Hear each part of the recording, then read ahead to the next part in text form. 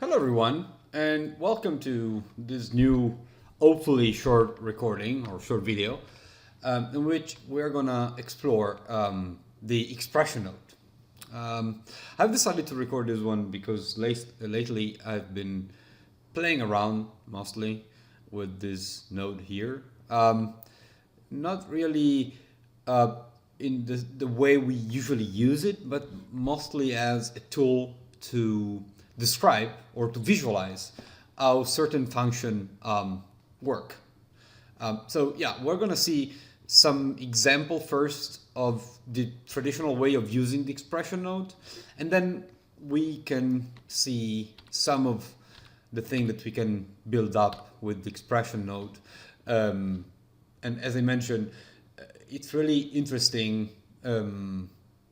what we can do in terms of viewing how certain function work. I mean, I don't know if you're someone like me who really probably it's not that bright. I mean, I cannot visualize in my mind like theoretical concepts. I find it very hard, and or at least I find it very hard to understand why certain things behave in a certain way without viewing them.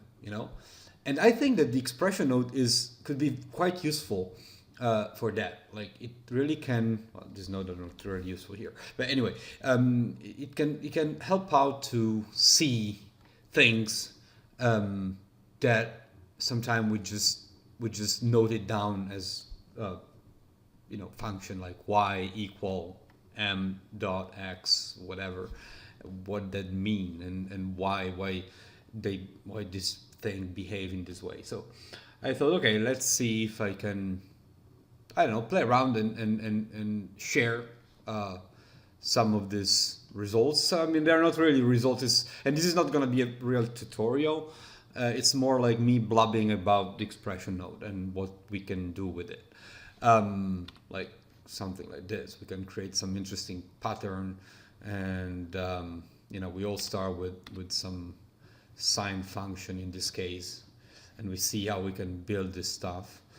So we have some user knobs, and we can change the frequency of a sine wave, and then we can just create some pattern with it. And I don't know, maybe it's not useful at all, maybe it's just it doesn't have any real meaning, but I thought that it's maybe yes, maybe you can find a way of use this stuff in your project, or I don't know, in what you're doing. So yeah, let's first start with like a basic understanding of what the expression node does, or at least my personal understanding of this node. So the expression node by itself, it doesn't do anything. So if you plug it to whatever, like here I have like a very simple geometry setup in the 3D module, and if I plug the expression node to the scaling render, it doesn't do anything, because of course it requires us to feed some expression on each channel, okay, or on a specific channel of a specific layer. So here we can choose the layer we can work with, and here the channel of that layer, and we can then feed some expression here that basically manipulate the incoming channel, and it creates the output. That's pretty much the basic function of the expression node. And here we can set some constant value. Okay, so let's say that if I let maybe grab a constant, and then let's plug an expression node here, just for the sake of demonstrating what this portion here of the property of this node does. So I close it, everything, of course. Okay, so if I set 1 in the red channel, now the red channel obviously is reading 1, but I can also, I don't know, call it value and say to 1, and now if I state this as value, I'm getting the same result. So pretty much I can create some container or some variable if you want. If you're familiar with Python, it's like stating a variable here, the name of a variable, and then here its value, right? And the value can be like a number, like an integer, a floating number, or an expression. So if you want, you can create expression here and wrap them into a single container and use this container in your main expression in the knobs here, like where we are basically accessing the individual channel. Okay, so that's what we do here. That's it. There is not much more to do in the expression property panel, in the expression node property panel. You can of course use the mix as other nodes. So this is pretty self-explanatory, and that's pretty much it. So one very typical use of this expression, or again, I'm telling all this story from my humble perspective, is to manipulate specific layer, like or channel, like the depth channel. So for example, here I have this little scene or geometry setup, and if I view the depth, let me first of all, maybe I rotated this. Okay, let me get the camera to be frontal to the cube. So I have this scene, very simple scene here, and then I am exporting the depth channel. So let's go back to the depth channel now. And if I read the value in the depth, now they are mapped in the red channel. So I can see that the closest we are to the camera, the higher the value, and then the more we go into the distance, we're basically getting to 0 because there is no geometry in the background. Right? There is nothing aside from the floor and this little cube. And we can use basically this information to manipulate the depth. For example, if I want to convert this depth channel into word scale values, I can basically come into my expression node that it's connected here, and I can access the depth, the depth layer, and then the Z channel if you want to be precise, but whatever, let's say the depth channel. And I can simply do 1 divided by Z, right? I'm basically grabbing the channel in question, the Z channel, and I'm doing 1 divided by Z. And now, obviously, the value are remapped, so I cannot see exactly what it was, or I cannot view the same mapped value as I did before. But if I start to gain down my viewer, now I can see my depth and my cube and the floor. And also the interesting part is that if I now start to sample the value, right? Now the closer we are to the camera, the smaller the depth value, because we are in word space now. And if I sample the frontal face of this cube, I'm reading 4.5, and it makes sense if we go in the in the 3D viewer and also on top viewer. Okay, so now if I start to count the 3D units, okay, this blue square of this grid, if I start to count them, starting from the position of my camera, so it's 1, this one here, 2, 3, 4, 5, but 5 is basically to the center of the cube, so the cube is basically halfway from the center.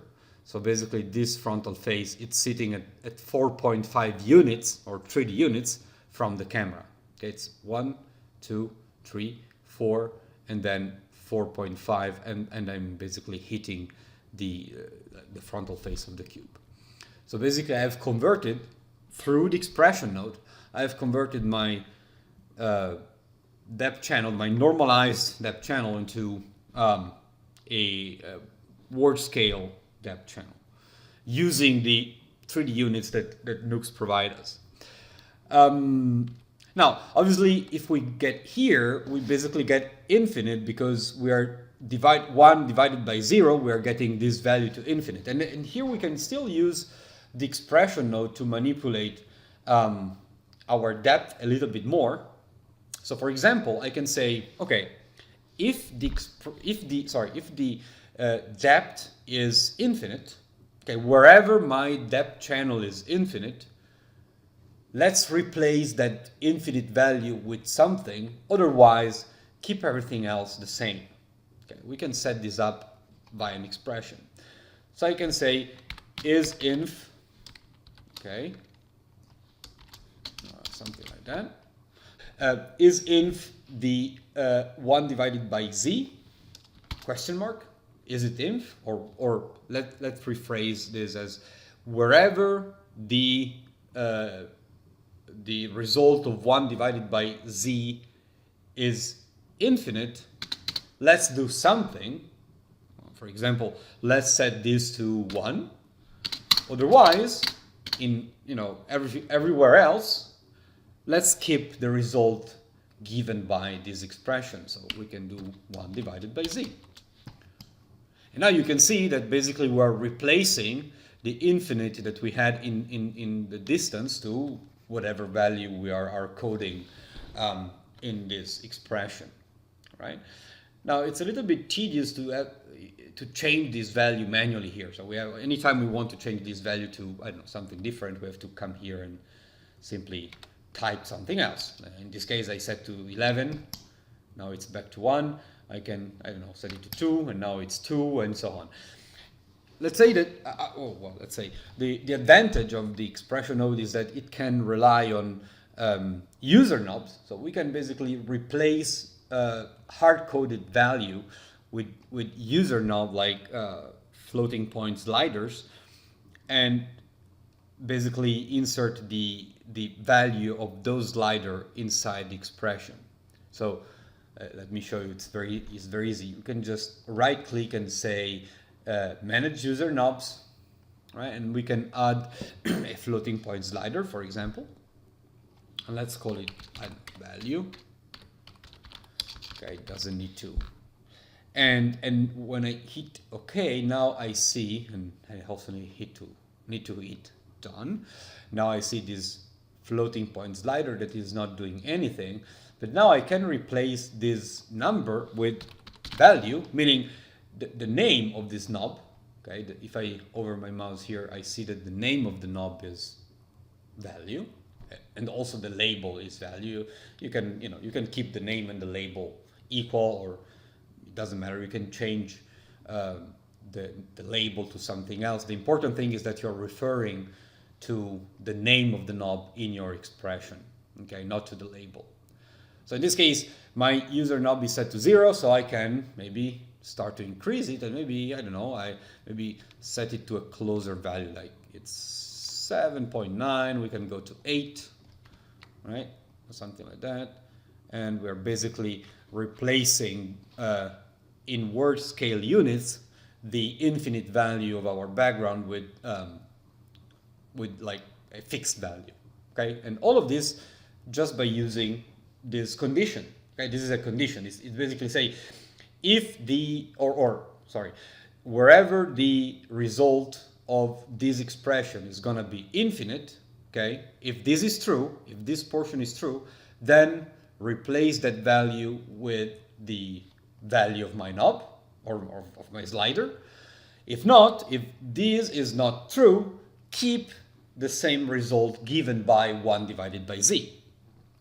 Okay, so this is what we are doing here.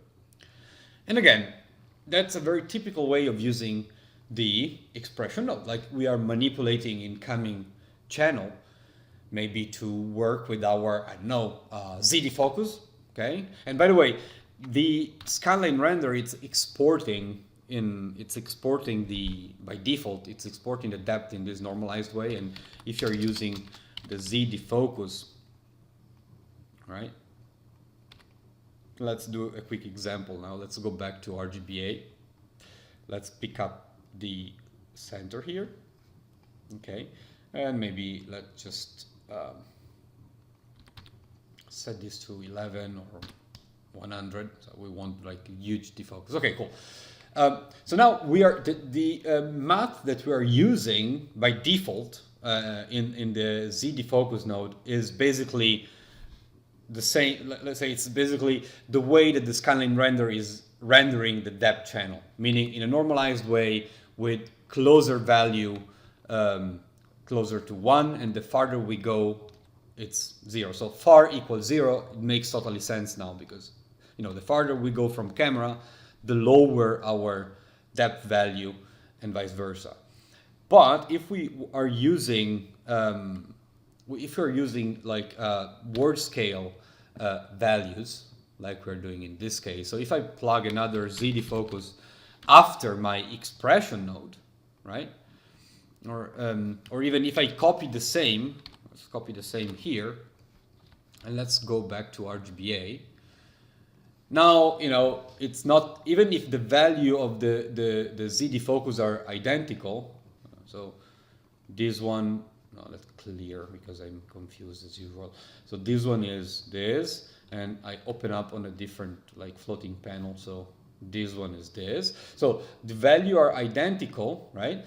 But the amount of defocus is much different because of the way that the depth is mapped, okay, or the way that the data representing the depth channel are actually mapped. And so if we want to make it work the same way with word scale, well, we just need to change in the, let's close this, we just need to change in the Zdefocus the math. So instead of being far equals 0, we can go to depth, right? And now I just need to resample, otherwise it's not working. So I just need to move it very gently. Okay, and now it's pretty much the same. It's not the same because here we are, with the expression node, we are changing the value of the background. You remember that now we are replacing the value there, that before it was infinite, we are replacing it to 8, so we can put it back to 0. Okay, and if I view this and this, now they match. Okay, so long story short, the Zdefocus by default is using the math, or that basically it says this parameter here is basically expecting a certain way of mapping in the depth channel, is using the default render from the scanline render. If instead we are using a different map of the depth values, we need to change these accordingly. And in case we are using word scale values like we're doing here, it's enough to switch back to from far equals 0 to depth, and the two are now working the same way. Okay, I don't know if that makes any sense, but I hope yes. Okay, so this is one way of using the expression node. Another example, here I have, oh sorry, I forgot to use my notepad, so I can type in, I don't know, let's copy the expression that I plug in here, I paste it there, and if I do something like this, this is the expression that I used. Okay, where value is basically the result of the the floating points ladder. Okay, so another expression or another way of using expression, this we can see it in a second, is, for example, with this like cutie cat here. We have a green screen plate, and we can maybe we already have an alpha. So let's say that we have an alpha here, and we can get through whatever method. Maybe I'm using a key light, but it can be, whatever key you want. And now we have a certain representation of the alphas, or the alpha values, where let's say the higher value are obviously within the cat, or the silhouette of the cat, and we have some pollution, some dirt in the background. And we can use, once again, expression to maybe clear this up a little bit. And I can show you a simple way to maybe create like a hard matte. So in this case, we are manipulating the alpha channel, and we have a knob dedicated to that. So it's 1, 2, 3, 4, red, green, blue, and alpha. So if I go in the alpha channel, I can create another condition that basically reads as if the alpha is lower, equal or lower to a certain value, let's clear it up. Otherwise, let's leave the alpha as it is. Okay, so if I create this as if I say, okay, if the alpha is maybe let's say lower than a certain value, and I can maybe sample the value for now. So let's come here. So let's sample maybe here. So if the alpha is lower than 0.05, okay, so if the alpha is lower than 0.05, then question mark, set the alpha to 0, okay? So basically any value lower than this is gonna be cleared out, it's gonna be set to 0, so full black. Otherwise, set the alpha to 1. So any other value that are bigger than 0.05 will be set to 1, so full white. And this is the result once it cached. Okay, so you see that we are clearing some of the value, and obviously this value here, if I turn off our expression, are actually bigger than 0.05. So for example, here I'm sampling this pixel and it's 0.08, and obviously 0.08 is higher than 0.05, and so it will be set to 1. So the expression is very literal, okay? Now, once again, if I want to have more control rather than manually changing the value here, I can create a user knob, or maybe it's already there. Okay, it's already there. I probably already set it there. It's called value alpha, but we need to check the name of the knob, not its label. And the name is value underscore alpha. So I can say if the alpha is lower than value underscore alpha, set the alpha to 0, otherwise set the alpha to 1. And now, of course, this is 0, so basically everything turns to white because the alpha is bigger than full 0, okay? So I just need to raise this, and basically I'm saying all those pixels where the alpha is lower than 0.5 will be set to full black, and all the pixels that are actually higher than 0.5 in the alpha channel will be set to 1. And there you go, we are getting a core key for this little cat, okay? And for example, now I can combine this with my soft key if I want. My soft key is now obviously too dirty. I mean, there is too much value in the background, but you know what I mean. Like once I have this, I can use it as I want. So this is another typical way of manipulating, for example, alpha channel. Okay, if I want to create very solid alpha, I can use this simple expression here and basically set certain value to 0 and other value to 1, or I can, instead to 1, I can set them to alpha, so to the original alpha. And you see that now I'm keeping some of the softness that I had in my original key, okay? So these value here now are not replaced with 1, but they are kept as they were before the expression node, okay? And now I've been blobbing for quite a long time, and so let's wrap this up. This section I will be, I knew that I'll be releasing another one where we are going to explore more of what I really want to show you. But yeah, I hope that at least we have like a common ground regarding the way the expression node works and what we can achieve with that. And then we are going to move into more to explore something more creative and interesting. All right, guys.